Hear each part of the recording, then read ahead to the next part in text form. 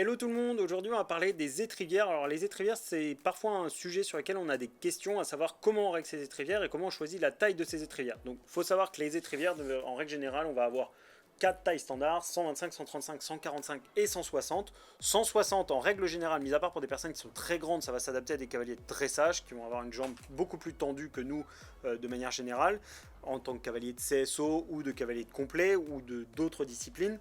Et sur là, du coup, le choix des tailles, en règle générale, si on doit grossir un petit peu le trait, le 125 va être plus pour des enfants, le 135 plus pour des femmes, le 145 plus pour des hommes. Alors attention, c'est pas une généralité, j'en suis un bon cas, un bon exemple, parce qu'en l'occurrence, moi je sais que je suis un homme d'1m75, et en l'occurrence, on peut être sur un entre-deux entre 135 et 145 dans cette situation, et en l'occurrence, moi je sais qu'à titre personnel, je préfère avoir des 135 pour pas avoir un flot d'étriguères trop long derrière la selle, et d'autres vont préférer du 145 pour vraiment justement pouvoir un peu plus adapter en fonction de sa montre, si on est plutôt chaussé plus court, au contraire chaussé un peu plus long, etc. Mais voilà, ça donne un petit peu une idée. Globalement, le 135, on va aller globalement à peu près jusqu'à 1m75 en termes de gabarit de cavalier. Le 145, globalement, on va aller de 1m70 à 1m90, 2 mètres.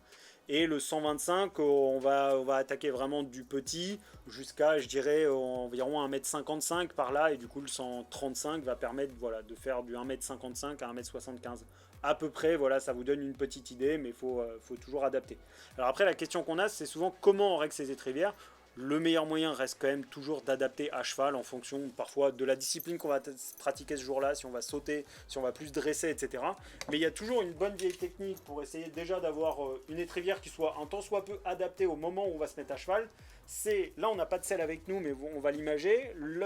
L'étrivière est sur le couteau d'étrier. Avec son bras, en fait, on va venir tout simplement positionner sa main au niveau du couteau d'étrier, au niveau de l'amorce de l'étrivière, et on va venir tendre son étrivière pour voir. L'idée étant vraiment que l'étrier arrive, pour avoir la bonne dimension, c'est que l'étrier soit à peu près dans le creux de l'aisselle. Donc là, en l'occurrence, c'est un bon exemple, c'est une 125, donc on voit bien que pour le coup, pour moi, ça va être beaucoup trop petit.